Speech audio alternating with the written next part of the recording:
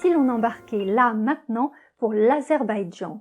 Le déconfinement ne le permet pas encore, mais la littérature si, en compagnie de surcroît de l'académicien, médecin, ancien diplomate Jean-Christophe Ruffin, qui publie la suite des aventures d'Aurel, sorte de Colombo façon Simon, sous le titre Le flambeur de la Caspienne aux éditions Flammarion.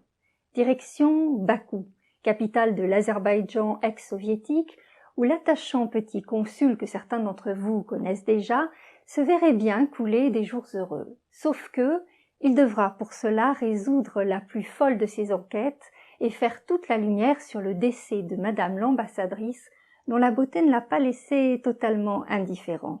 Un troisième tome réjouissant et divinement écrit dont voici un extrait. Page 36. S'il se fiait aux seuls éléments objectifs, il devait convenir que ces vagues soupçons ne reposaient pas sur grand-chose. Aurel ne connaissait ni les circonstances de la mort de madame de Carteron, ni la relation de son couple. Penser qu'il pût y avoir là quelque chose d'anormal, une vérité cachée, un drame escamoté aux regards indiscrets n'était en somme qu'une simple intuition.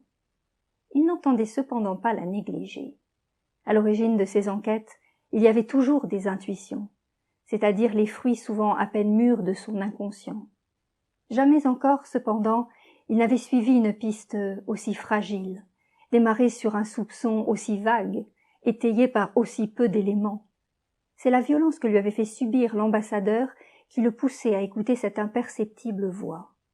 Était-elle autre chose qu'un effet de la colère? Il en doutait. Mais à partir du moment où il avait décidé de réagir, il ne pouvait rien négliger. Or, il refusait absolument l'idée de renoncer au bonheur que lui offrait cette ville. Il avait trop souvent dans sa vie cédé au vent mauvais, cette fois il ne les laisserait pas faire.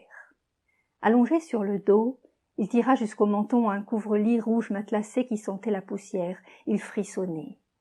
Ses pensées étaient trop confuses pour qu'il cherchât à y mettre de l'ordre. Il se laissa aller à rêver à la jeune défunte dont Amélie lui avait livré le prénom. Il répétait les yeux mi-clos « Marie-Virginie, Marie-Virginie », en y mettant tous les tons possibles, de la tendresse au reproche.